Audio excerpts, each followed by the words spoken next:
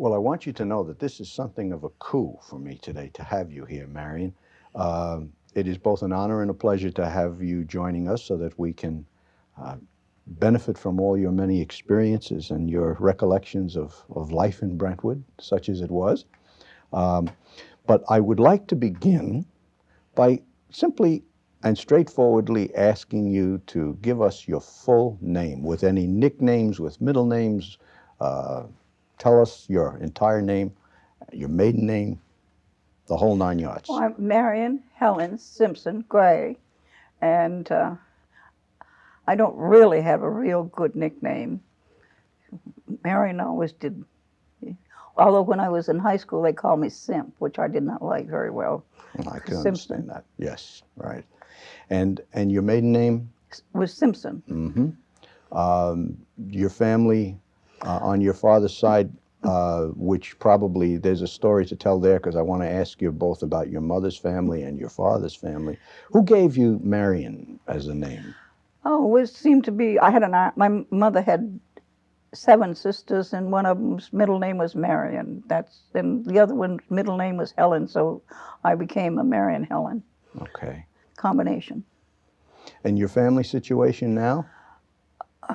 My own? Right now? Well, I've been a divorced woman a lot longer than I was married. Mm-hmm. And I live in Montpelier, and my daughter lives downstairs in the same condominium as I do. She just recently retired from a nurse here on Long Island, and my son lives in town too with his third wife or something like that.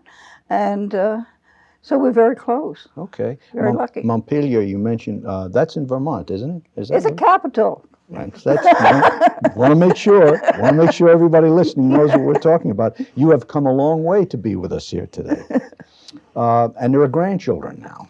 I have 2 grandchildren, and I have 1 great-granddaughter. Are these your son's children? My son had 2 children, yes. Okay, and 1 great-grandchild. Yes, little Right. girl, 5 years old. Why don't you do this, Marian? Take a moment and give us the chronology. Tell us about your son. Tell us about your daughter. Tell us something about your son and what he does and what he's been doing all these years. Let's see, I have a son whose name is Arthur Gray, and he worked for the telephone company for years and years, and he retired when he was 55, and since then he's been doing consumer work because he's an expert in all this new stuff that they're doing for the telephone company. And he lives there in Montpelier, and he's one of these handymen. It's nice to have a son that's a handyman. If anything goes wrong, he comes and fix it. And my daughter, who was a nurse, and she graduated from college the same year as I did, and she's been a nurse here on Long Island she worked in Brooklyn, the Long Island Teaching College. Oh. And so she's retired just last Mm-hmm. year, and she moved to Vermont, Mm-hmm. supposedly to take care of her mother. And tell me about the grandchildren now. I have 2 grandchildren. One of them is, actually both of them are into telephone business. Oh. And the great-granddaughter is 5, and she's a lively young lady. And I guess that's what you can say about the family. Yes. Okay.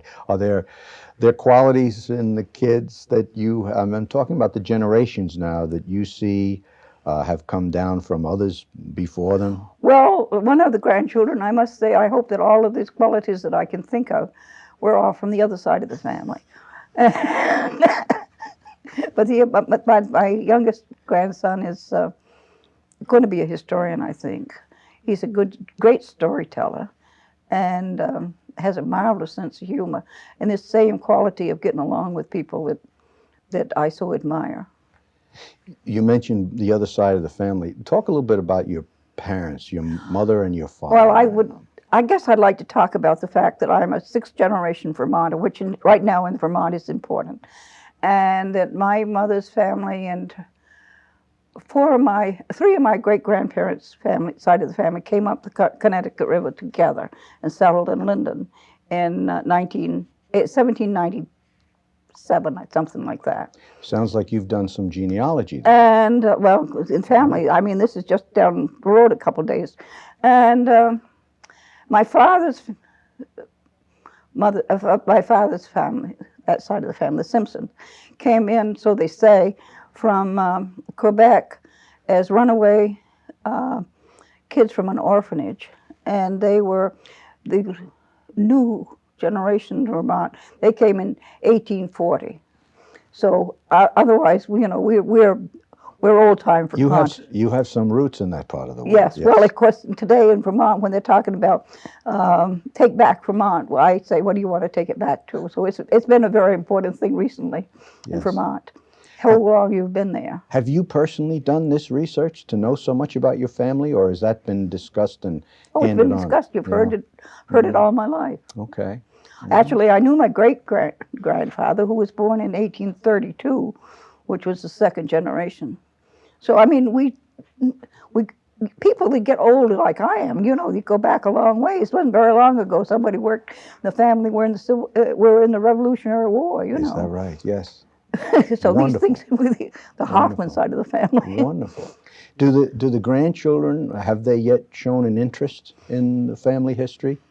Is there any one of them that has shown an interest or asked those kinds of questions of you? No, I don't think so. Not yet? really. They're not. That'll come later. Well, although they're interested in antiques. Uh-huh. Whatever Okay. an antique is. All right.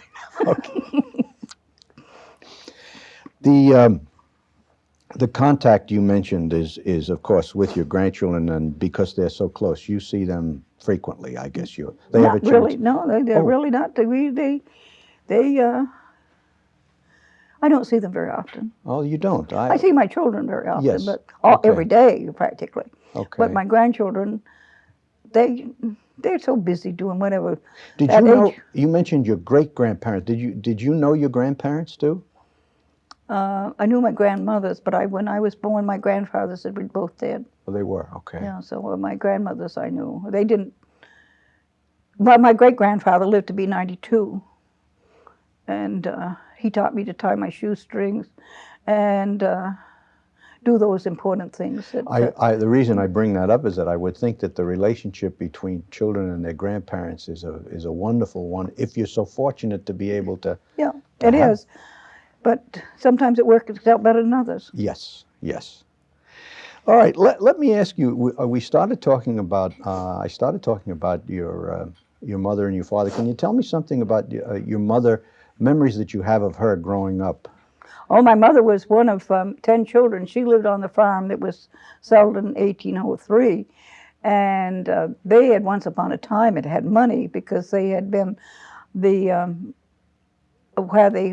the falls were in the States, so they had the bricks works and the sawmill and all that stuff. But she was far enough down the road so that the farm had run out. Actually, the big field ran out after the Civil War because they were raising all these potatoes to sell for whiskey for the Civil War, and the farm was not kept up.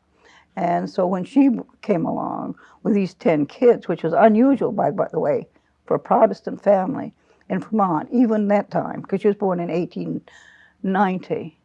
Most of the Protestant families were small then. And so they were born and brought up very poor. But she went to school in Boston. I don't mean Boston, Providence, Rhode Island. And she was a school teacher. Oh. So, these people thought they were intellectuals. Yes. Yes. Whatever, Yes. Were they not? I don't know. So that's Did she serve in any way as a role model for you? Did you ever think of her? Well, I think she did, but I had an aunt, one of her younger sisters, that went to New York in 1926 or 27 and worked, and she was the time I came along, she was one of the vice presidents of Barrett Savings Bank. Now, this is also on your mother's side, is that right? One of my mother's younger Yes. sisters. Mhm. And so, I mean, these people, there were two of those 8 women that worked. Professional women. Professional women, yes. But my mother's half brothers and half sisters, she had half sisters, no, half aunts, I guess that's what you'd be.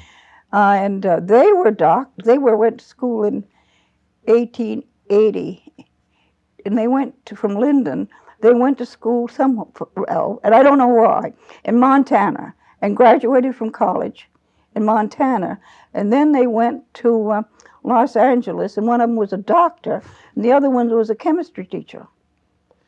You certainly have had an opportunity to. And these were women that were never married, and they when they died, they had quite a lot of property in Los Angeles, and they had been professional women. At a time when it was not the routine path for women to take in their lives. How many women doctors were educated in 1880? Oh, that's marvelous. Wonderful. So, I mean, I came from background to women who were supposed to do things. Yes, quite obviously. But on my father's side, this great-grandmother, this great-grandfather, she was born in 1832 in Irisburg, Vermont, and she went to Lowell, Massachusetts and worked, and she was she did buttonholes, professional buttonholes for tailors in somewhere around 1850. Mm-hmm. And she married my grandfather, who had gone down there to live from Linden, and he was a butcher. And so she had been a professional woman.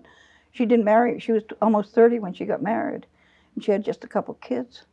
And so she was also a working professional woman? She was a working professional woman. I have the faintest idea if she went from Irisburg, which is right up on the Canadian border, to Lowell by herself or somebody else, but she went. But you certainly do have roots, extended roots that go way back in the family. That's wonderful. Was that a large family on your father's side? My father was one of three children. One of three. His father died young. Uh-huh. And tell me about your father. What kind of a person was he? My father was one of those great men that lived in the world. He was a farmer, but he also, he was very much a politician. And he went to the legislature, and one of my first experiences politically, he had given me the assignment of taking the petition out to pass around the neighborhood for Herbert Hoover to sign so he could run for President of the United States. That was my first political assignment, signed by my father, because he didn't want to do it, of course.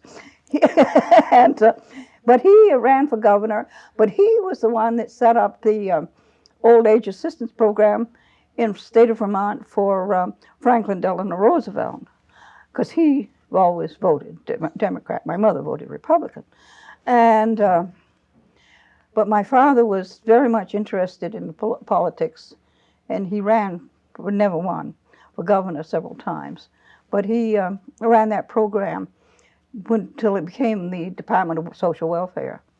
So he was one of the very first people that had that kind of job that when Roosevelt was starting up these programs in the Depression time. So he made the rules of what the law said. Mm-hmm. He said they mean what I say they mean until the courts say they don't mean what I say they mean. Mm-hmm. And but of course they started those programs in small states, and Vermont's a small state. Yes. And they could monitor it better. Yes. So I was listening to this as I went along. Mm-hmm.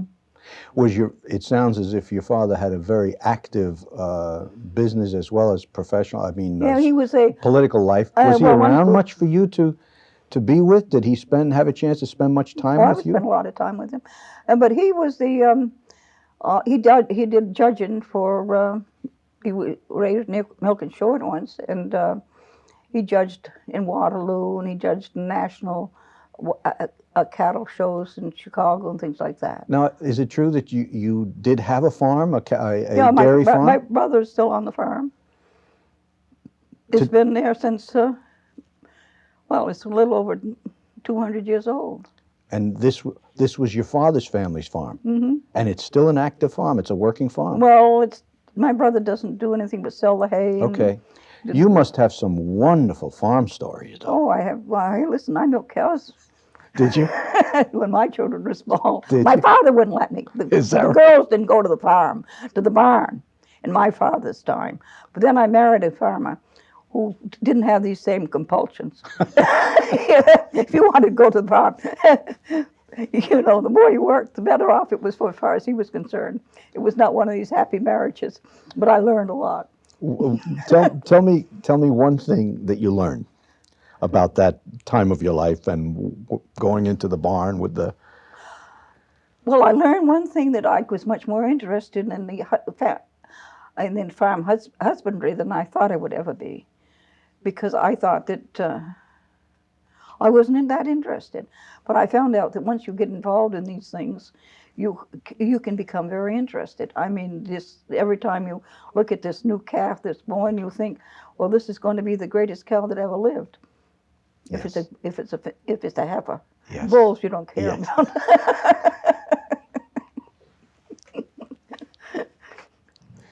So you got an early education Oh, I went. You see, on a dairy farm then. Yes. Well, I went to high school, Linden Institute, and then I got married, and then.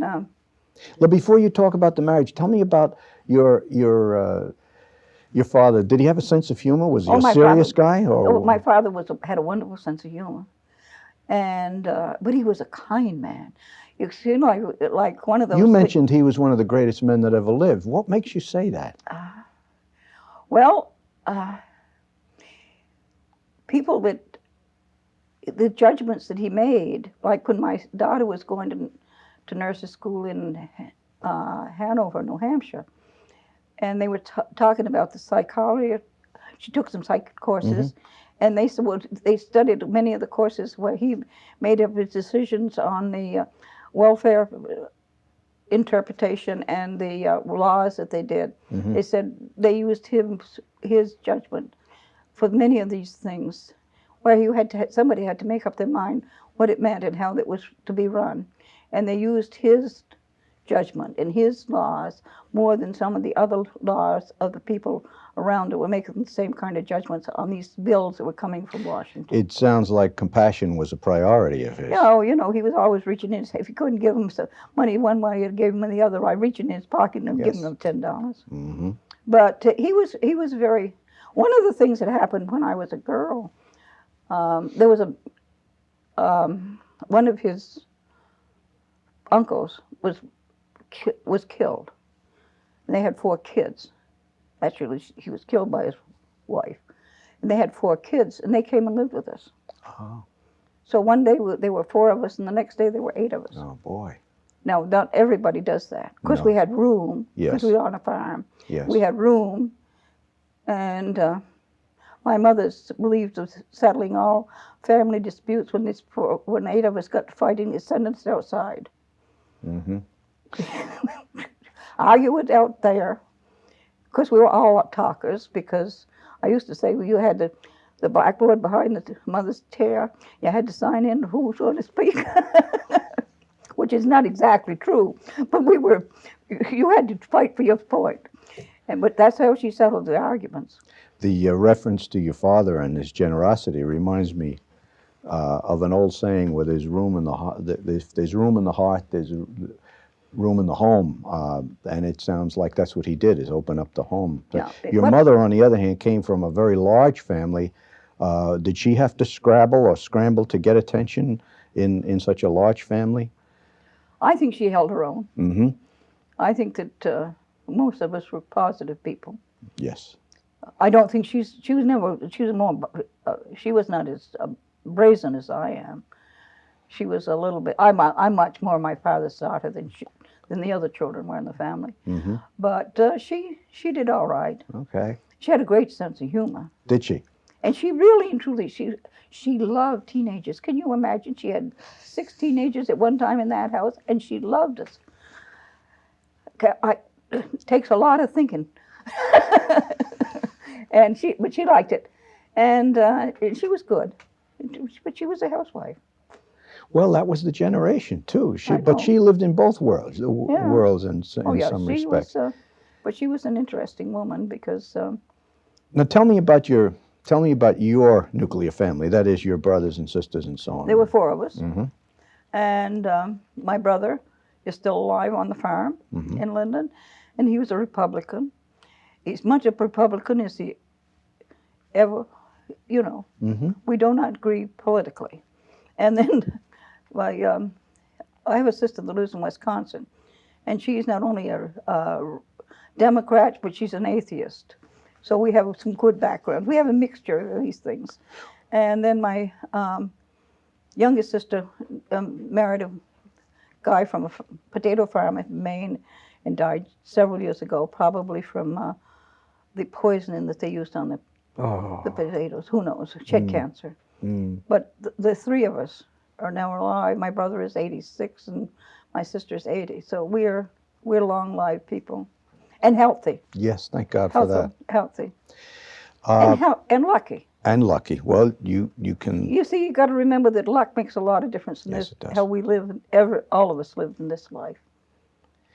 Is there any one particular thing that you learned from each one of your brothers and sisters? Is there something that you? Well, one of the things I learned from my brother that I'm complaining about all the time is that you can't make everybody happy. Now, I'm perfectly willing to go my way and make many people unhappy. I like to make a lot of people unhappy, but if I have to, I can stand up. I don't believe you can take sitting the on the heat. fence. Yeah. My brother wants to make everybody happy. And everybody says he's the kindest man in the world. The kindest man in the world is not a person that makes everybody happy, because you can't do it. Yes. That's what I've learned from my brother. Okay. And my sister she goes along with so much of what I say, who knows? It sounds like growing up as a youngster and as a teenager in your life, it sounds like it was almost idyllic. A time far removed from us today. Yes, I think of one of the things that we used to do at night, in the wintertime, we lived on a hill, and you could slide for 2 miles on a sled. Of course, you only could do it at night, because you had to see the lights coming up through the valley. Yes. My father really did not like us to do this. So we had to do, I'll have to admit this, we had to do it when he was not around. We'd have the Travis. Did you ever see, you know what a Travis is? Well, it's a long board like this with a sled on this end and a sled on this end. Now this is something that 16-year-old kids did, especially because you had to walk 2 miles. If you slid 2 miles down, you had to walk 2 miles back. So you didn't do it except in moonlight nights, well, with a light or flashlight. And there was no traffic. There were no cars. Not enough traffic. Mm-hmm. If you saw a light coming up through the valley, you got off the road. You know, you went into the snowbank. Mm-hmm. But my kids couldn't do it when they came along, because by this time they're salting the roads and the sand in the roads. And before that, you couldn't do it because they weren't plowing the roads. So we had that window of a few years that we could do this. Marian, when would that have been? What Well, years this was when I was in high school, I graduated from high school in 35. So Okay. this is, and of course it took a big boy to hold that. There were about 8 of us that would do this at night. Wonderful. Or now is this anything like a toboggan? Is that? It's like it's more, you got more control of it, because it has a small sled, you pulled it with a rope. I see. Mm-hmm. And I was the next man behind him and holding up the light over his shoulder. What would summers have been like growing up on a dairy farm? Well, of course, you had more work to do. Mm. I mean, I did some horse raking and helping hay and things like that. Mm-hmm. And but we had to, we swam and we played outside and Were you we there? all had to work. Were you there when the veterinarian came to take care of the sick animals? Yes. Well, of course, I wasn't going to. That's when I was married. I was doing that kind of. Okay. They would do, but not. But I didn't go to the farm. But I remember until I got married. I can remember stories. I remember hearing about stories that you would tell when you were active in the district about. Like I got up once and said, "I bet I'm the only one here that there's nobody here that ever milked 50 cows night and morning but me." I can tell you, I said that. And there were stories about the story about that you told about the insemination of some. Oh yes, that's one of the things that I did. Yes, but yes. that's when I was married. That's when you were married. Were there Different generation. absolutely right? Were there among adult, excuse me, oh, swallowed wrong. It's going to take a My minute. water? Going to take a minute to clear this up. Sorry. No, I think I'll be all right. Just want to take a minute. You made me laugh. I swallowed the wrong way. Sorry. Shouldn't ask me those questions. That's okay. I'm good now. Among the adult influences, Yeah. beside or outside of your immediate family, who was it that played an important role in establishing who Marian Gray is today? But outside well, there was a woman in the community that could do most anything. I mean, she could do almost anything. But the one thing that she couldn't do is speak compassion. She was not compassionate. And maybe one of the things that I admired about her was her ability to do things. And I learned to make judgments because she had she was so unequipped to be compassionate. And if you were down and out, she could be the nicest person in the world to you. Really was. And if you were not, she had the most vicious tongue I ever knew. So she was a real interesting influence on my life because I admired so much what she could do and hated so much what she couldn't do. I see. Yeah, there are people who have that kind of an impression on us, not so much of what they are able to do, as you point out, but you see what their limitations are. Yeah. And she was so skilled. I couldn't understand why she should be so jealous of another person doing well. And I would think that she probably had the most influence outside of my own family about how I think as an adult. Now, who was this person that we're Just a talking neighbor. about? A neighbor, okay. And she was so good. For instance, I didn't know this for years, but my children came home from school. They had a long walk to come home from school. And my son is a social one. And he stopped to see this woman every night when he came home from school. And she fed him. Oh, for goodness sake. She fed him. She always had something for him to eat. And he always told her, my goodness, you're the best cook in the world I ever had. And which she was. She was a marvelous cook. But I never knew she did that. They didn't tell me. Oh. And my daughter said, well, she was trying to knew what we knew because we were living in a farm that was, well, by this time, these kids' father was much of a drunk. But it doesn't make any difference. She was so good to those kids every single night. I never knew it. But you eventually... Once I got so that I was graduated from college and I was doing well, she couldn't keep her tongue away from me. My goodness. And it was so... I'm just talking, that's the kind of person she was. Who influenced your choice of career then? Well, so I was a farmer. I mean, after the war, when my husband and I had a farm, I really did the farm work, did a lot of it, and learned to do a lot of things that I didn't expect to ever learn to do. But when I had to get a career, when I found that I had to leave this experience of living with a drunkard, there was only one really, well, the first place I always thought I would make a great school teacher because there were school teachers in the family. And, but there was Linden College was right into town. And you could be a school teacher then, go to school, didn't cost you a thing. Was that because the state had a program? Sure, the state had a program. They needed teachers. We're talking about 1950. So I started in 1953, I think. You started in college? Yeah. And I graduated in 58. Okay. And, but it was right there. Yes. It was free. This happened as a result of a marriage that didn't work, and you had to make some decisions of what you were going to do with your life. Yeah. So you... And my kids, you see, I had my kids young. Yes, yes. And by the time I graduated from college, my daughter was graduating from nursing school in Hanover, and my son was in the Army. Unfortunately, he didn't want to go particularly, but he Yeah. was not behaved Yes. very well, and so he was in the army. And so I was free. Okay. I was free.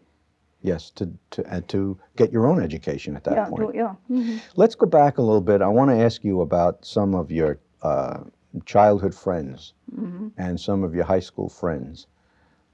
Did you maintain any of those friendships over the years? No. You didn't. It's one of those strange things because none of the people that I went to high school have I ever continued to be friends with. Mm-hmm. And some of them just left town. And lives take different directions. Lives Yes, take and different.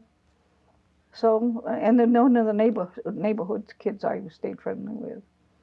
So it's but I've always managed to find friends as I go Yes. along. So I've been lucky, found friendships, and unlucky. Well, you already told us something about growing up in the family and with brothers and sisters. And I had cousins too. And cousins. galore. Did you have chores that were assigned to you Well, every I day? did housework. Okay. House Mhm. chores. Sure. Actually, I was a 4-H club girl. Oh, were you? Okay. And This was in high school, was it, or well, I before? started when I was 11 and loved see. it. You know, some people take club work like Yes. duck dick water. Well, that was me. And when I was 18, I won the trip of my lifetimes. I thought I would never do this again. I won a trip to, there was 2 girls and 2 boys from the state of Vermont that went to Washington, D.C. and tented on the front of the lawn at the Washington Monument for a week. There were 4-H club girls kids from all over the country. There were 4 from each state. And I went as a girl with the most personality from the state of Vermont. And that was a highlight of my life. I knew that nothing like this would ever happen to me again, and I never would travel like this again. And this was big. That's wonderful. time. Yes. What year would this have been now? It was in 1935. Mm-hmm. So I was top of the world. And Roosevelt was in the White House at that point. Roosevelt. And when I was there, the light was on top of the Capitol. Yes. Because Huey Long was making one of his great filibusters, and you could see it almost all night long. Because as long as they're talking on the Capitol, on the floor of the Capitol, the light's on, and there's the light was on all that night. And that's when it was happening. Marian, that is history, and you've seen some of it, haven't you? Listen, if you live as long as I have, you've seen a lot of history. What was your first paying job, Marian, when you, yeah. I never had a paying job until after I graduated from high school. Mm-hmm. I mean, for college. When I was going to college up Linden, I cleaned in the summertime what was Old Vale's mansion. I cleaned that in the summertime. But up until that time, and here I am, almost 40, and never had a paying job. Yes. Mm-hmm. And a family holiday that would have been probably the biggest holiday of the year for your family. What might that have been? Oh, well, because we always did Christmas. Mm-hmm. We did Thanksgiving too. My mother always had the big family dinner. And does that mean cousins and aunts and uncles? Yeah. Okay. Mm. As a youngster now, what were you mentioned the club, but what else were you interested in? Well, once I learned to read, which I was a very slow learner. I didn't learn to read until I was in the 4th grade for some reason. I guess I got dyslexia, because I didn't know the word at that time. I couldn't keep my nose out of the book. And one of the things that we had, because you live on the farm, you don't get a chance to go to the libraries very often, and you read what's in the house. But one of the things that my father did is he subscribed to the Saturday Evening Post. I read the Post from cover to cover, which is a very good experience. You read everything. You read the jokes, you read the editorials, you read whatever they're saying about the international life, and you read all the short stories, and it starts to give you an education. And you got a couple of good Norman Rockwell cartoons on the cover, too. Yes, you get all that, and it comes every week. And they had great short stories in there. Yes. And so that's what I read. I'm not a very fast reader. But it was all subjects, so It was all subjects. I read Edgar Snow's, experiences in China when he made them, and right after Mao had gone up in the mountains, you know. I mean, I read that as much as I read, and I read all about the Norris, Senator Norris trying to get the Boulder Dam going, and then when what Roosevelt did when he came in. I mean, I read it all because it was, although the Saturday Evening Post was definitely a Republican paper, they printed a lot of, Edgar Snow said, I can't imagine them printing some of the things that I was sending in. But they did. They did. And I read them. Your life has taken many twists and turns. When you worked on the farm and lived on a farm, I wonder if you are still a morning person, because you would have had to be a morning person then. Are you still a morning person, or are you an evening person? Well, you got to remember something that most people don't even talk about. You don't have to milk your cows at 7 o'clock. Oh. But my husband got so he didn't. Ah. You can milk them, you start milking them at 9 o'clock if you start the next time at 9 o'clock. Oh. It's the schedule that you keep. I see. And so he did not like to get up in the morning, but I get up at 7 o'clock, just the same as I always did. Okay, so that's still your style today, more or less. Yes. Okay. Mm-hmm. As long as I taught school, which was 24 years, I was late twice. Once my car didn't go, once I didn't wake up. And that's the only times I was late in those 24 years. Wow. I'm one of these people that when I say I'll do something, I do it. You stick to the schedule. Yeah. Do you have certain aromas that trigger memories now? Do you find goodness, yes. there are certain aromas that will bring you back? I'm telling these stories all the time. I have one of these very favorite ones that I like to tell about. I had a little girl in the 5th grade, Brentwood, and she was a collector. When you went to the music department, they had these. Everybody got passed out a music book, and the music teacher started saying, "I don't understand these new books, and I'm losing the pages." They'd say, "Well, Mr. Carson, the page so and so is not here." It turned out that she was collecting it. She was cutting out a page from each one of them as she got them, and she was collecting. She was making a music book. And she was about this high, and she looked like an angel. She was just full of, she was a collector. Now, somebody was talking about collecting in the library where I'm the trustee, and I got to thinking about this collection that this little kid was doing. I mean, somebody figured this off. That's an original idea. Wasn't it, though? Yes. Her mother, when she found out about it, was not happy. Oh. Do you remember your first day of school, Marian? Well, you see, when my brother of course, we went to rural schools, and my brother was 2 years older than I, and so he started naturally before I did. But I thought that I was just as smart as he was, and I should be able to go. So I went every time that they would let me visit school for 2 years. And, so I can't remember the first time I went, whether the first time I went as a visitor or whether first time I went because I really belonged there. Was it a one-room schoolhouse? One-room schoolhouse. It was. And I just didn't. Now, describe for me and for whoever is watching here and listening, was that the conventional potbelly stove in the middle of the classroom with the benches and? Well, the benches were not, they were fastened to the floor. They were just, they weren't double the way that they are in some of those pictures that Dolman Rockwell does, but they were just the each one had your own seat. But it was all, what was it, 8 grades or? All 8 grades. In one room. Yeah. Actually, what they did, they were a man who had Parkinson's disease, and he drove the school bus, horses, to the school, which was up the road a little ways from where we lived. And so you could ride to school on the school bus. We weren't supposed to, because we were supposed to be walkers, because we were in between where You they say had, you say school bus, but you said it was horses. well, the school wagon, I guess you'd say. Yes, that's what I want to. That's. Yeah, there was a wagon Mm-hmm. driven by this man who had Parkinson's disease, something terrible. I remember, and then drove the horses to school.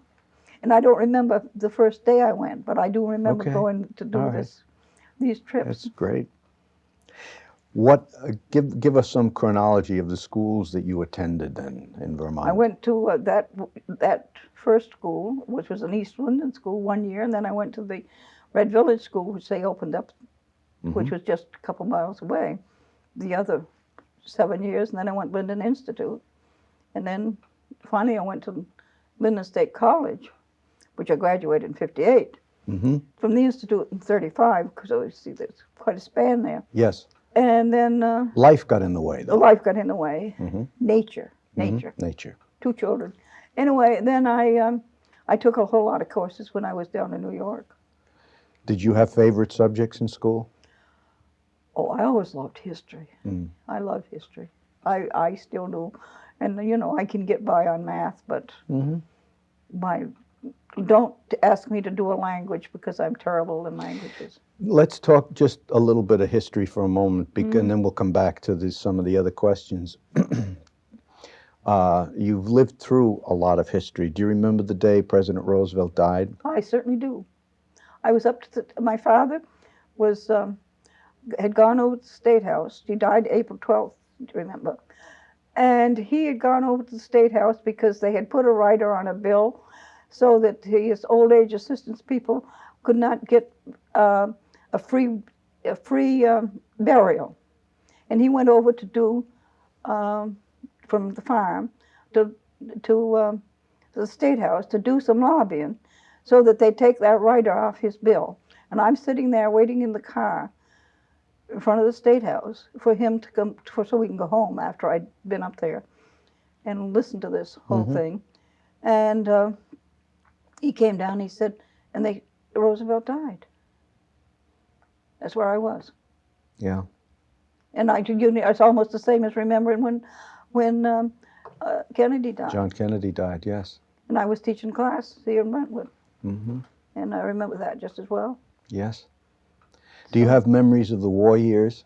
Any specific my memories? husband was in the war. He was? Yeah. Did he see active duty in the Yeah, war? certainly did. Yeah. He got wounded and he went in as a replacement from the landing, Normandy landing. And he ended up on the Czech border. Uh-huh. And he was in Patton's army at the 90th, which saw probably as much as he was a doorman. And he saw as much as any other outfit. Did he ever talk about it? Oh God! Every time he was drunk, and he was yes. drunk. I told somebody that Yes. he was drunk a lot of times. Yeah. And he talked about those experiences. Yes, when Tom Brokaw said in his book, he said that generation didn't talk about the war. I thought, oh my God, if you'd only been around the farm when I was, how many times I heard about the time they crossed the Moselle River, and how many people went over, and how many people didn't come back. I mean, yes. I heard it and heard it and heard it. But he came back. He came back. He was 200 went over with that group when he went over, and all of them came back. I mean, it was a terrible slaughter. And I don't blame him for talking about it. No. But he did. Yes. Let me swing back now to ask you about some of the other schools. When you finished university, Yeah. did you continue there for graduate degrees? Did you come to Brentwood at that? Was that about the time? I taught 2 years in the state of Vermont. Oh, you did? And then What did you teach? I taught just, actually I was teaching reading. Uh-huh. I taught I took some courses and I was an expert reading teacher, supposedly. And then I was getting ready to leave where I was teaching and didn't know where, and there was an ad in the paper that Hoyt had in the ad in the paper. He was looking for teachers. And somebody showed me the ad, and I came down and had this absolutely marvelous interview with John Meade. It was during Easter vacation. And he said, can you teach reading? This is the interview. It lasted 10 minutes. This is with John Meade. Yeah. And you're talking about Eugene Hoyt, who was the superintendent at that time, right? Yeah. Yes. And he said, can you teach reading? And I said, yes. He said, sign here. I mean, this is a very in-depth interview. And he said, well, you want to teach on Long Island? You want to teach here? I said, I don't know whether I want to teach here or not, but if I say I'll teach a year, I'll give you a year's work. Marian, was there anyone up in Vermont that was interviewing? Is that where you went for the interview? No, there was an ad in the Burlington Free Press. And you came to Brentwood to respond to that, or yes, I came. You did. Okay. Yeah. That's actually, I had an interview with somebody in New Jersey. It's a town in New Jersey, and I said, well, I don't know whether I want to do it or not, but if I don't want to teach in New Jersey, I'm going to take this job. Okay. Mm-hmm. And I didn't want to do what they did, the job offered in New Jersey. So I came to Brentwood. So now, just to recap a little bit, this is at a time when your kids are on their own. They're grown and they're on your own. Your life now is in your own control because you've decided to make a move and leave Vermont, and your options are open, and you're looking at New Jersey? Not only my children are out of the house, but my parents didn't need me. Okay. Both of them were healthy. Mm-hmm. My father was still working, Mm-hmm. and my mother was well. They didn't need me. I was absolutely as free as anybody can be. When you went through the interview with John Meade and he offered you that contract, did you sign it right away? No, I didn't sign it. Didn't. I had my interview over in New Jersey. Oh, I see. Okay. In Summit, New Jersey. Mm-hmm. And they told me I had to be on the same page as every other teacher that was going to teach fourth grade. I said, can't do that. I said, you can't run a school that way. That's the way they told you in Jersey? That's what they told me that I had to do. Well, being such a free spirit, I knew that you can't do that. And so anyway, I said, I don't want this job to the Jersey people. And then you came back to Brentwood. Yeah. What year would this have been now? I came down in 1960. I had my interview in the Easter vacation in 1960. All right, you signed the contract and you come to work and you have first impressions of Brentwood now. I had a cousin that was living in Bay Shore, so I had a place to stay. Oh, second cousin. And you see, I had hardly ever been away from the farm. I mean, I'd taught in St. Albans, but St. Albans is St. Albans, just around the corner hardly. And I don't know. It was just something I was going to do. I've been divorced 5 years. Mm-hmm. So I've been out on my own. So, right, I mean, I was not just kicked out of the nest. Yes. And my children have been away for 2 years. So I'm ready for some more. I'm reinterpreting the world. And I thought a whole lot of things about me. I thought that I was compassionate and I could understand other people. And I had hardly ever seen a black person, you understand. And but I thought that I was tolerant, and I thought I could do all right. Was Brentwood similar to Vermont at that time in its rural makeup, or was it? Well, I thought of it as a big city. I mean, I came from the farm. Yes. I mean, of course, I lived in St. Albans for a couple of years, but I mean that. So, no, I thought of Brentwood as being very developed. Very developed compared to where you were. I lived in the Ivy. You know Ivy Cove Alarms? Yes. Oh, yes. Well, I lived with Ivy one year, and she kept talking about being out in the bush. And I looked around, well, this is big time. I don't know.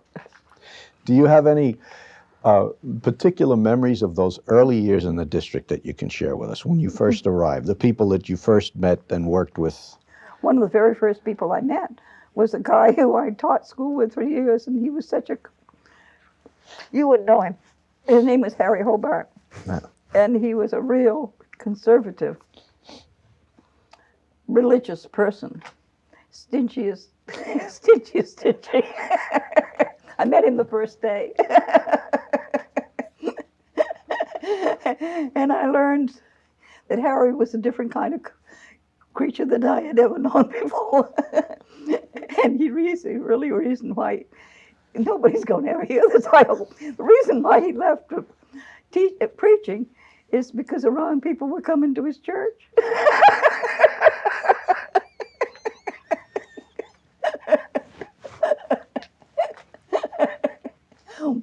Much Matt Blacks. Oh, it's wonderful. See, Wonderful stories. I really wasn't brought up very much to go to church anyway. That description, though, that anecdote tells us something about the Brentwood that existed when you arrived, because that, in many respects, was Brentwood at that time. Well, he was not typical. It was he was not, typical. but there was a clash of cultures taking place. Oh, that's what made Brentwood so and wonderful. there was a social revolution taking place. It was in 1960. 1960. I mean, come on now. You know, everything was happening. What school district on Long Island hired black teachers? They were few and far between. I know, but... Or women, for that. Really, you know. And, well, you see, it was interesting because I talked with Hoyt.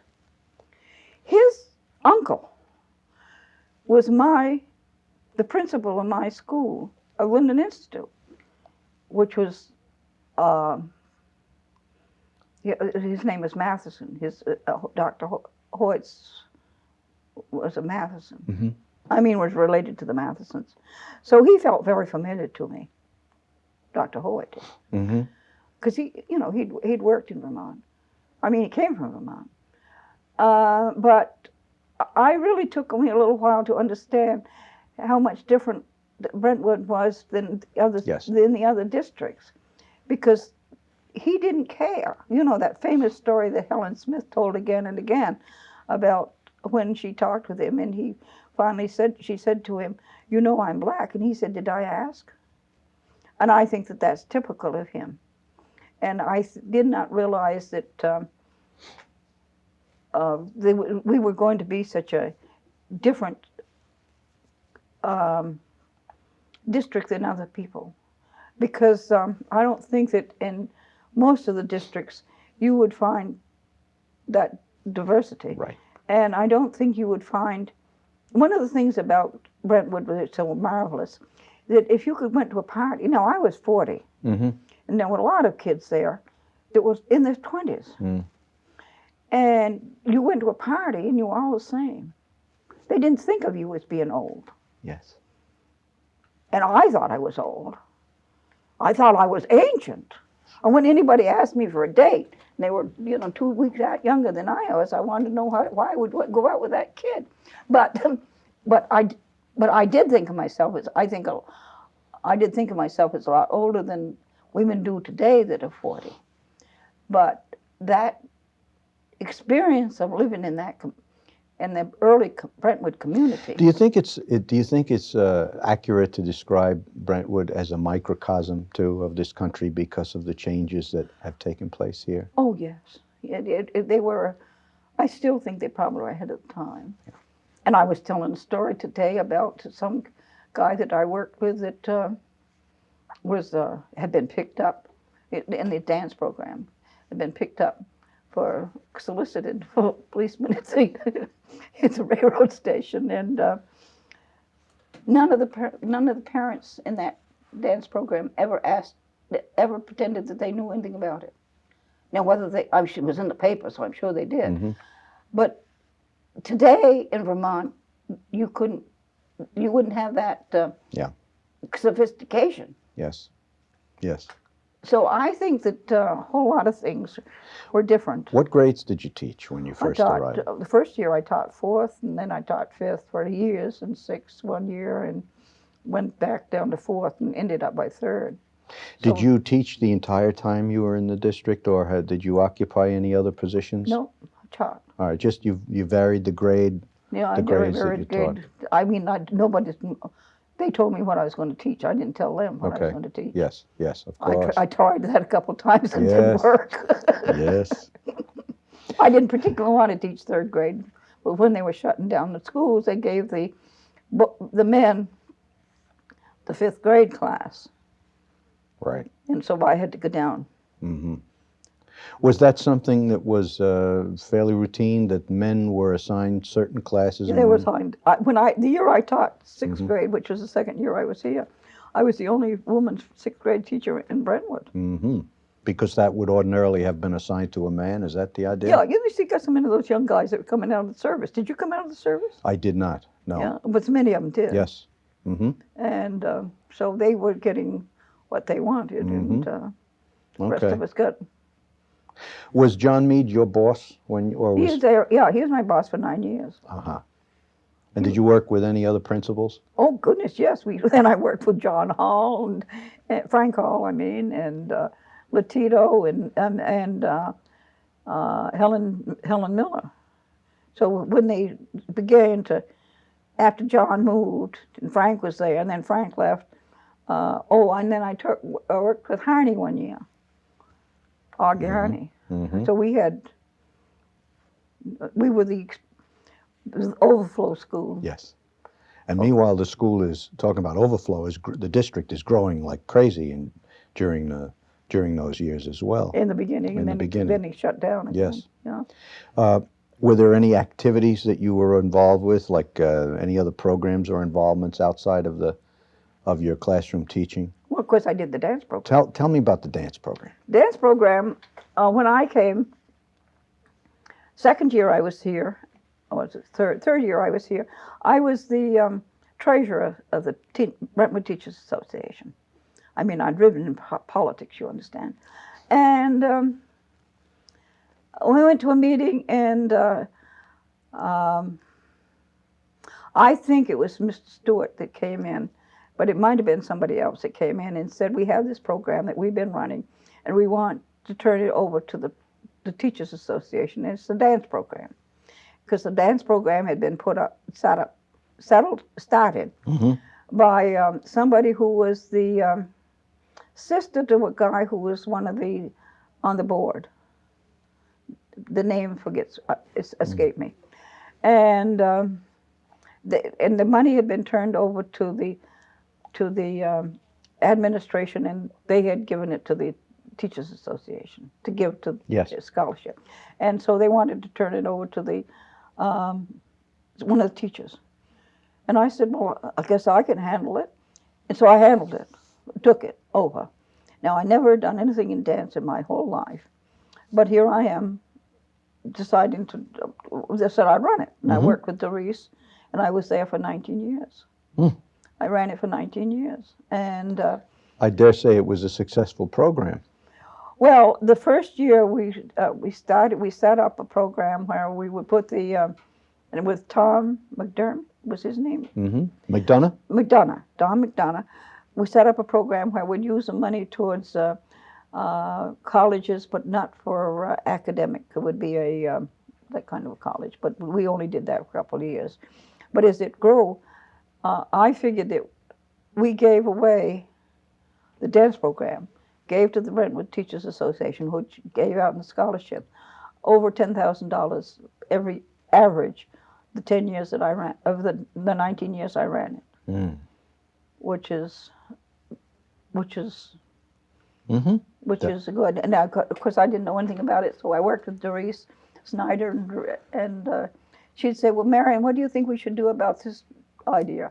And I said, you tell me what I think, and that's what I'm going to think. And so we worked very well. But one of the things I insisted on doing, I insisted on paying the girls, the people that taught Yes. the program, Mm-hmm. money. I mean, pretty good money. Yes. Doris said, well, I think we could get these kids, especially these first year teachers, cheaper. I said, we're paying them a salary that, of course we went through this. I mean, we went through court. We had a whole lot of stuff before we got this all straightened out, remember? I mean, it was a lot of things had happened. But anyway, I said, we're going to pay them a decent wage, but they have to do, like I had one of them, the teachers, that wasn't coming to work on time. And I said, Doris, you tell her that if she doesn't come, she's got one more chance, and then I'll get somebody new. Yes. Because I insisted that if you paid them, these kids paid, They were going to have a teacher there. That's right. That you get your money's worth. And I Yes. thought that being in charge of this, Yes, of I had course. to be a good employee. Yes. And one of the things that I think a good employer does is to pay well Mm-hmm. and see that the people do. And I thought my obligation to these young girls who were just starting work is to make them do it right. Your whole experience, everything that had happened to you prior to this, really prepared you for what you did when you came Oh, here. you didn't know, it? you know, you got your good work Yeah. ethics. Yeah. If you say you're going to do it, you do it. If you could have described in a sentence how you defined your own purpose when you were active in education, how did you see that? I know you had a job description, Marian, but besides the job description, what did you see your purpose? I felt my purpose is to help a child grow up. Okay. And one of the ways you teach them to grow up is to take care of their obligations, to be there on time, and to do what you say you're supposed to do. I mean, that's your education. And also the role modeling of that is very important, so that you do as you say. Sure. Mm-hmm. Now, you came to the district in 1960. Back then, as I recall, we had, as teachers, an automatic raise every year of something like $200 or $300. I don't remember the exact amount. But there was no contract. No. You decided to become active, Oh, let's yes. put it that way, in the organization. And you became active in the Brentwood Teachers Association, which was a professional organization Yeah. at that time. Let's hear about some of those initial experiences. Some of those. First of all, what motivated you to get involved? You mentioned Lee Stewart's name a moment ago. Mm-hmm. He was up at Central Administration at that time. Yeah. What? But you got to remember, here I am, 41 years old, 42, some whatever, absolutely in perfect health. What am I going to do with my day after I get through teaching? You know. So somebody says, you want to do this? And I said, why not? So I did it. And I enjoyed, but let me tell you, politically, I was a born politician. I went up to the State House the other day in Montpelier, and I thought, I do this so well. I'm so modest, you know. But here I am shaking hands with everybody and remembering this one and remember this one. And, you know, and somebody Yes. comes over and here. I mean, it's like breathing. Yeah. Well, it comes natural to you. It comes natural to me. If you look back, I just want to jump ahead for a moment. You look back at your whole immersion and your involvement with BTA. Was there ever a time when either NYSUT or BTA really helped you out? Financially? In any way that you could say at that time? I know you gave a lot of your time and attention to the organization, but did you ever have to call upon No. the organization for No, assistance? I've been very fortunate. Okay. All right. I mean, life has been very good to me. Mm-hmm. And I don't want to take you away from telling us the story of those initial decisions. Well, one that of you the made. things that I think that one of the was very important decision to make for me happened is when I went to a retirement meeting, and at that time, I suppose you don't remember it, but the retirement money was in this McCabe's bank, you see, and he gave the teachers 1% interest on the money. 1%. And a whole lot of people, a guy by the name of Cook and some of these other people, were trying to make the state retirement, take it out of this bank and go into where we could get some real money. Mm-hmm. And there was a woman from Islip town, that was on the board, and she was absolutely one of the nicest people in the world, but she didn't understand finances one single bit. And she kept saying, but he's so good to us, he gives us 1%. And they wanted to get her off the board. And these young guys didn't really have the they didn't really want to get up and attack this woman for being stupid. And they chose me to do it. Well, it didn't bother me. I could get away with it without looking as if I were hurting her. Mm-hmm. And I had quite a lot to say, and they got her off the board. Mm-hmm. And when they got her off the board, then they began to put the money. This whole thing fell into place. I've forgotten some of these people's names, but sure. it was important. Okay. It was a real important place that I was at that time. Mm-hmm. Because these people, they didn't want to attack her. Right. Because she was a nice lady. Right. Right. She But was still, sweet. it was an economically bad Oh, it's decision. crazy. Yes. I mean, Right. here this man had all his teachers' retirement money in his banks Okay. for 1% interest. Yes. This must have been in 62, 63. Mm-hmm. And I was there at the time to take the burden. Now, that was one issue that you got involved in, but you were also working with people who began to take a look at whether or not we should organize. Oh, yeah. Yeah, and I was there. I was one of the people that voted when, at the state, when we got rid of we joined the AFT. Uh-huh. I was there at that time. I'd get cast one of those votes. So I went to the state teachers meetings early. Mm-hmm. But yeah, I always was, I was friends of Bob Farinas, and I was friend of Nick Solanos, and I was friend of Shirley Seidens. I mean, I was in and out with making all those decisions. Mm-hmm. And that was even before Guy DiPietro came to the district. Yeah. Well, Right. this guy was here, but Yeah. he was, he was I don't Mid-60s, I think. Yeah, he came was in, early mid-60s. I don't remember when Right. he came, but anyway, Right. it was a working group of people. I have Jack And their friends, Zuckerman. and they had a lot of people, a lot of the meetings at my house. Were you there when we had the famous, when I was living in Pear Street? I don't believe you were here. Anyway, the Teachers Association put in the jacks. I was living over on Pear Street in this rented house with Shirley Seiden, and they put 8 jacks. David March was involved in this, and they put 8 jacks in the house, and they called all the parents from that house, and they were around there. Gosh, we were around the clock practically, calling people and getting them the vote out to vote on some contract that we had. That was a great day. That was a great week. This was not. There were so many times that I remember, for example, marching around the administration building. This was before that. That was before. That was early on. And one of the great highlights of my life was when one of the guys from the high school, I've forgotten his name right now, said if Marian Gray's on the executive board of the Brentwood Teachers Association, I'll never join it. I said, I made a friend. And that was because you were so focused on Because I didn't want us to strike. I really thought that we should get Right. this without striking, Mm-hmm. whatever we were after. Yes. And I never thought that strikes.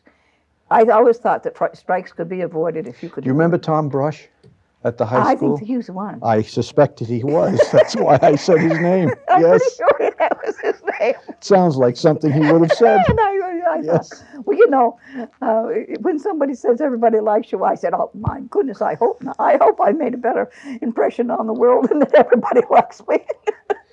What's the most important struggle that you were ever a part of, Marian? You were involved in a lot of the early political struggles for professional identification and organization. I really don't remember. There were except that there were salary agreements. I There know. were And one of the- grievance committees. And, one of the things that made me the maddest, I think the only time I ever really saw red, is when we were voting on the difference between the guidance counselors. You know, the guidance counselors got more money than the teachers. And we were trying, the Teachers Association was trying, Dave March was president at the time, was trying to get them to change it so that everybody we're on the same pay scale. And Dave cast the deciding vote to go with it. And I was so mad at him. I had always heard about seeing red, and I looked up, and there was this red all around the sun and around the lights in the room. And that's one of my loss. Dave voted to equalize the Oh, the pay no, scale? he voted to keep to keep it. To keep it. To keep the differentiation between guidance counselors and the teachers. Yeah, Okay. that Yes. was a great. I had forgotten about that one. I know that I'm forgetting questions to ask about the issues, the conflicts, the times with Nick Siciliano and Dave Martz and Bob Farina and Jack Zuckerman and so many of I the... want to tell you a great one. Though. Yes. This is a great one. This is one that most people don't know, is that the powers that be was the guy who was the superintendent after After Guy? Hoyt. Oh, after Hoyt. Lou Nannini. Nannini. Dr. Nannini. Nannini. They were decided that they were going to put, what in the world was the name of that guy? Who was a social study teacher. He was going to write the curriculum for kindergarten. Remember that? Preston. Huh? Vince Preston. Fresno? Fresno. Fresno. That's Anyway. who it was. So we have the executive council had a meeting with the superintendent and all his cohorts. And every time they said something, I said, if you wanted him to do something, why didn't you give him something he could do? And I went on and on and on about how incompetent he was to write this curriculum for the kindergarten. I said, if you want his wife to do it, she's a fourth grade teacher, she probably knows something about it. But he's a high school teacher, a social study teacher. The only thing she ever did is write the social study book that nobody can use, that the Ford Foundation paid. I went on and on Well, and on. that was the year of those are the years of the Ford Foundation in Brentwood too. Yes. Anyway, I carried on something terrible. And anyway, they're all around the toilet. One of the people there was Foster Hoff. Yes. And anyway, they decided not to do it. And just as I got through, in comes, God, what is his name? He was another assistant principal. And he says, and by the way, to the executive board, he says, we're going to put Fresno in to write the curriculum for the kindergarten. And Foster Hoff said, just a minute. I think that Marian just got through explaining to us why we're not going to do this. And they didn't. Mm-hmm. Could you imagine something so stupid? Oh, yes. Anyway, because I said they don't want him up to high school because he can't teach social studies, so they're going to give him the job of writing curriculum for kindergarten. Were you also here when Joseph Dion was president of was superintendent, who later on to be president of McGraw-Hill? Oh, yes. He wasn't Yes. superintendent, though. He was assistant principal. Assistant? He was not a superintendent? Then I've got my facts. So He wasn't. maybe he wasn't. No, he wasn't. That's no, my mistake. he was I had a great fight with him, too. Did you? Oh, What'd you- yes. What could you possibly fight with him over? Because he was, what his testing, his test for reading was so off the wall. It was wasn't testing anything. It was, anyway, we had a great. Do you remember the movie that Manny Vega did on Brentwood, As Many Kids? Do you remember that? No. The film that was No, I done never saw on that. during.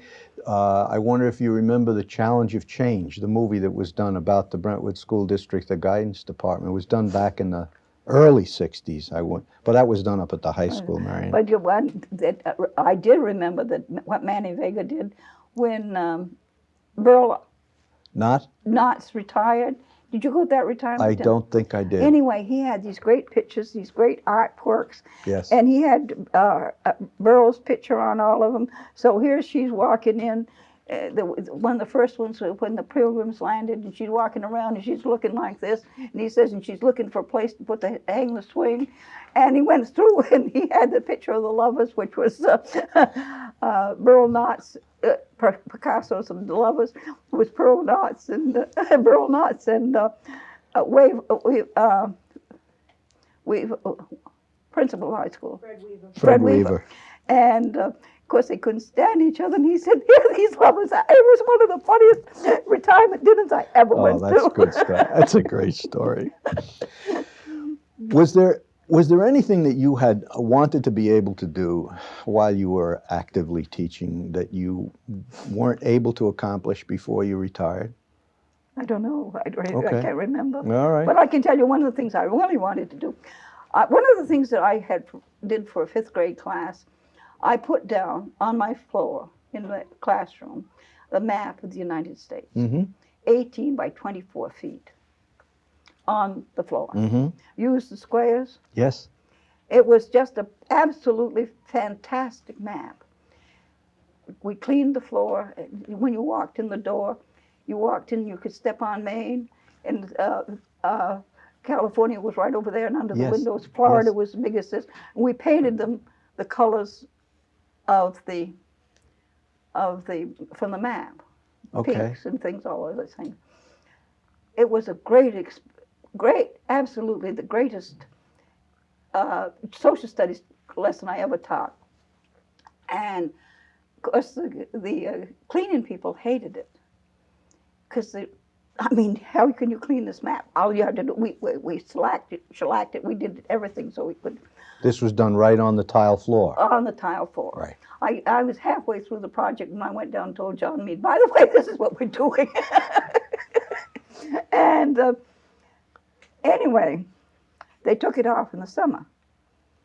And the buildings and grounds people told me a dozen times it took them about 3 days to get it off. Couldn't understand why they would want to take it off. I know. Because the only thing I did, it was great, the only thing I did, I stood up and pointed. The kids did it all. Yes. I never pointed. Yes. What we did was put it on graph paper I and love then it. transferred it to the floor. I love it. And Great it was idea. a great experience. Oh. And I'll bet you there isn't a kid that was in that class that doesn't remember that. Anyway, I wanted to do it again, never did it. Yeah. I didn't have the Okay. right class. Mm-hmm. Okay. But it was a great. You retired or decided that it was time to retire? I was 65. 65 years old, and that was in 1982. Two. Yeah, 84. Subtract. So what did you do? Look at the numbers, Marian? Is that what made you decide? Hey, Or listen, I'm getting old. were you feeling that it was ready? I really was doing pretty well, Yeah. you know, but But that's it was a time. milestone. Most everybody had gone younger than that. Okay. All right. And then at that point, you decided to go back to Vermont. I went back to I lived in Barrie, which is outside the capital, and I would have gone home to Linden, but my brother was a representative, and I knew I couldn't run against him. First place, he would have beat me. In the second You were place, considering political life Yeah. at that point? yeah, I thought I would run for town representative, and but my brother was there, and I couldn't do that. And so I lived in Barrie. My son was living in Barrie at the time, and I got involved in the political world. What was your last teaching assignment in the district? 3rd grade, And what building was that in? Laurel Park. Okay. Somebody that you worked with that year, somebody in the building with you that you worked with? Well, I was a 3rd grade teacher. I don't, you know. You met him. What I'm saying is that who were some of the other people that you worked with in your last year? Well, Millie Fagan is where I was today. Okay. She was in that building. Okay. And so was Lois Rodriguez. So obviously you still have connections with people, yeah, good I'm going down to friends. see Lois next month Okay. in Florida. Oh. And so I've always stayed friends with him. Okay. How many years were you overall in public education? 24. Taught 2 years in Vermont before I went down there. Yeah. So you never had, did you work summers at any time or do evening school or I anything did. I like went that? to a couple of summer schools. I went one in Hawaii, one in Colorado, but some around here. And I traveled in the summer. Yes. And Oh, you I went did? home. And I went home. Okay. And, especially towards the end, my mother needed me, and I went home. Do you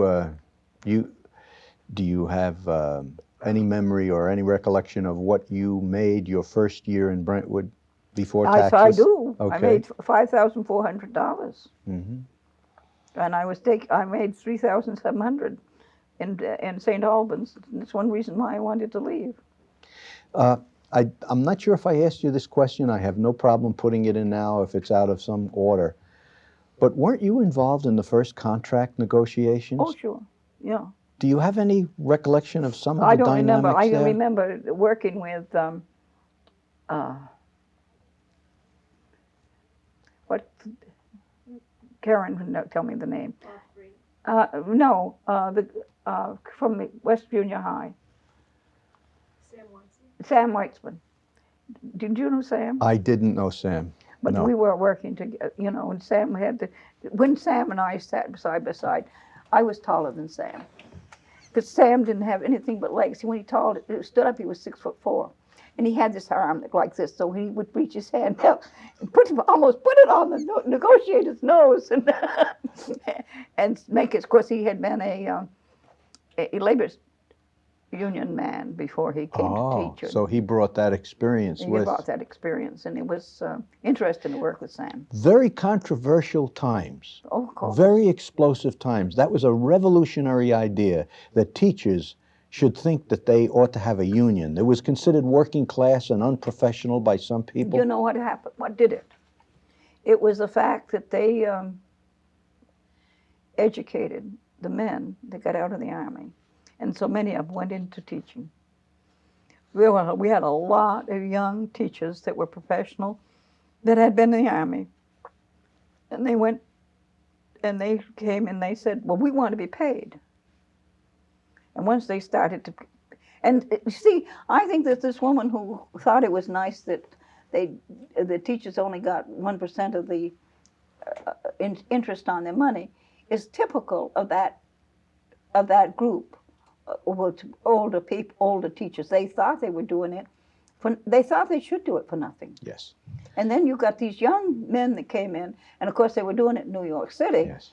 I mean, It was money. almost as if you loved your job, that should be reward enough. That's You shouldn't right. be paid for it That's in right. addition. Yeah. You know, it's sort of like motherhood. Yes. You don't get paid for Yes. being a mother. Yes. You so you decided that it was time to leave. You put in your papers and you ended your active service and then began another life, really. Yeah. Which has been political, really, mostly. Tell me what you've been doing since you left Brentwood. Right now I'm the president of the Older Women's League, which is, if they wanted an opinion about older women, they ask me to make a difference whether I know anything about it or not. Mhm. It has a big name in the state of Vermont politically. There aren't many of us, but it's important. But then I worked for 15 years on the Coalition of Vermont Elders, which are really and truly is a group of people who have done a whole lot at the State House for elders issues. I mean, we just, like last year, we redid the laws on funerals, but we got hearing aids, and we got this, and we got that, and patients' bill of rights, and Meals on Wheels, and all that stuff for the state. I was president of that organization for several years, and then I was on the board up until last month. And they named a room in the library after you too, I understand. Yeah, I'm on one of the trustees of the library, which we're just adding a wing to the library. The wing was we just raised $2.5 million for this absolutely gorgeous new wing, and the Vermont room is named Marian Gray Vermont Room, which I'm pretty proud of. I can understand that, sure. But I've been very interested in the money. The library was 100 years old, and it really needed a lot. Marian, talking about library, what's the most powerful book or the most important book you've ever read? That's a tough question. But if there is one book that you can mention that had an influence on your life. Who knows? This is the first time you're speechless. I think it's the Saturday Evening Post. It's a good answer. I think Yes. the Saturday Evening Post had the most influence on my Good life. answer. Yes, yes. And I understand from your earlier response to that question why that's the case. Good. I guess there are probably a dozen questions that I'm going to remember when we leave here. Just a minute, I want to say this much. Yeah. I am still very much involved with all the women's issues. I was Yes. on the Governor's Commission on Women for several years, and women's issues, and the ones that I spent so much time lobbying for up the State House. I used to go to the State House maybe 3 days a week, and I testified on, I don't know how many. I'm a good testifier. Mm-hmm. I go in and I say it fast, and they will remember, because I'll say it enough so that they, and I know up until this year, I know almost every one of the legislatures. One of the things that made me a good lobbyist, I was 5 minutes away from the State House. But women's issues and children's issues and elders' issues are the ones that I spent my years lobbying for. I suspect that you were not too happy with the outcome of the recent election. Put it mildly. Yes. Put it mildly. Have you been active in any respect with the issue of teenage pregnancies? Well, I just testified the other day. Mm-hmm. I was on TV, on the radio about the pro-choice, because what they're doing in the state of, up until now in the state of Vermont, we've been pretty liberal on the getting abortions. Yes. And, but this new legislature, bunch of, Mm-hmm. Republicans, who know all there is to know, are going to put in that you have to have paternal notification. Yes. And for Yeah. it doesn't need to be there. Yes. But I've been always very, very strong supporter. I just have a letter that I just wrote to the newspaper about the importance of keeping pro-choice. So you haven't let any moss grow under you. You've been very, very busy, and you still continue to travel, don't you? You do. Well, no, I don't. I haven't really traveled. Well, you mentioned going down to see somebody. Yeah, I know, but I did travel quite a lot. Mm-hmm. But I've been having some trouble walking. I see. Okay. But you know, it's. But I do. How old are you going to be at your next birthday, if you don't mind 84. me asking? God bless you. Okay. 84. I don't take any medication. And you're not slowing down any, Marian Gray. That's what somebody said. If you watching me walk, you know that's not true. Listen, do you see vouchers as being a threat to public education? I think once they try to put them in the state of Vermont, they're going to find out you can't do it. And